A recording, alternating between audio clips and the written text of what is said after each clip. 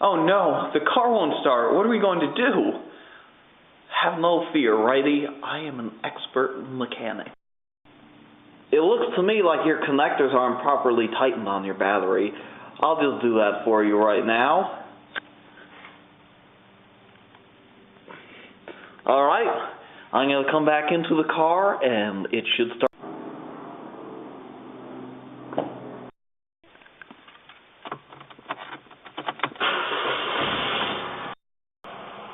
I guess now that the car's running, I guess we're off to Washington.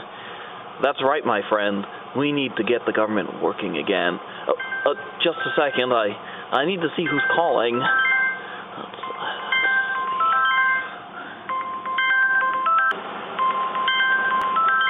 Hello? Hello, everybody. Oh, hello. Yes, this is Lefty. What's that? What's that? We'll begin reopening our government immediately. The government has been reopened. That's wonderful news, Mr. President. Well, thank you for calling. Yes, thank you.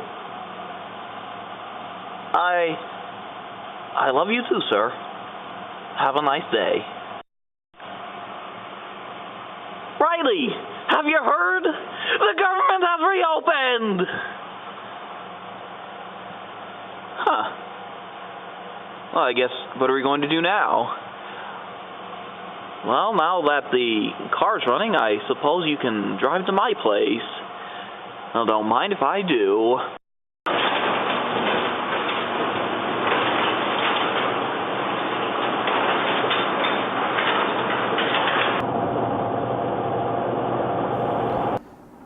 So, you know the president, huh? Of course I do. Didn't you learn that political parties provide a link between people and the government? Yeah. It's as if I learned that recently. So, what do you think of your view while riding in my car, Lefty? It's fine. Enough of this chitter-chatter. We need to talk about Barack Obama. I need to say, Lefty, I cannot wait until he is out of office. Out of office? You mean presidents can't be there for life?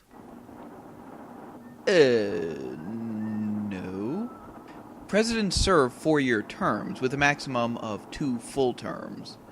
But that's not important right now. I would like to know who you think will win the next Democrat nomination for president. Who's going to win the presidential primaries, Lefty? Righty, I don't understand any of the jibber-jabber that is coming out of your trunk. Okay, you know that political parties can nominate candidates for office, right? Uh-huh. And the person who wins their party's nomination has their party's support, right? Absolutely. Well, before a presidential election, political parties nominate their candidates for office. But how do they decide who to nominate? Well, that's an excellent question. Parties choose their nominees for president by holding presidential primaries. A presidential primary is a series of primary elections held by political parties in each state to determine a candidate for office. So, you're saying that members of a party vote in each state for who they think will be the best candidate. Uh-huh. For example, Democrats throughout the country vote for who they think will win the election. The same goes for Republicans. And this all takes place before the actual presidential election? Yes. Republicans and Democrats nominate their candidates, then those candidates face each other in the presidential election. To be honest, Righty, that was a lot of information. Now that we're at my place, why don't you come in and make yourself at home? Cool, you have a 360? Righty, I'd like to discuss primaries more. And a PS2? Righty, please, let's discuss primaries. And American government, why, this is my favorite book.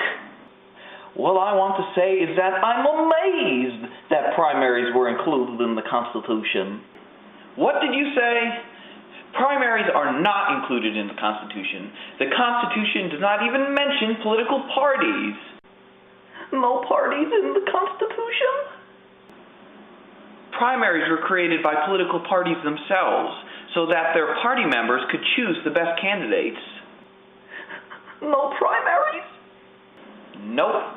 People created those things after the Constitution was written. Neato. Neato indeed, my hoofed friend. Now that we have that out of the way, would you like something to eat? You look a bit thin for an elephant. No thanks, I'm fine.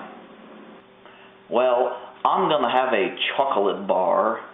Then, let's talk on top of my cat's scratching post. You have a cat?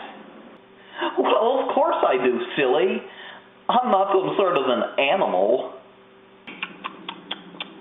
There, come on up, Righty. So tell me, my trunked friend, you said that party members vote in each state for who they think will be their party's best candidate, right? Yep. But how do the parties put together all the votes? Is it the person with the most votes who wins? Well, kind of. A presidential primary is usually an indirect election. In an indirect election, voters don't actually vote directly for a candidate. Instead, they elect a few delegates who will make that choice for them. So, if I vote in a primary, I am voting for a delegate who will then vote for my candidate. Yes. What is it? What is a delegate then? A delegate is just a fancy name for a representative sent to a conference or a convention. Okay, I think I've got it. People in a presidential primary vote for a candidate. The candidate with the most votes in a state will win the most delegates in that state. Then, all the delegates from each state get together and vote for who should win their party's nomination. That was beautiful, Lefty.